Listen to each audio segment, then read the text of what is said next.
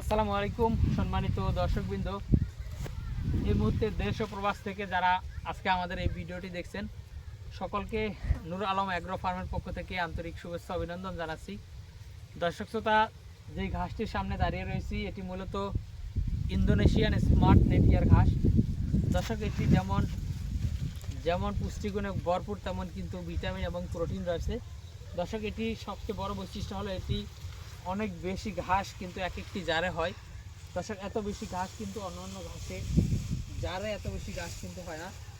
তো দর্শক, আমরা এই ঘাসগুলো মূলত আমাদের এই জমিতে প্রথমবার রোপণ করেছিলাম এবং প্রথমবার রোপণ করার পরে এই ঘাসগুলো কিন্তু এখন বর্তমানে 4 মাসের মতো বয়স হবে।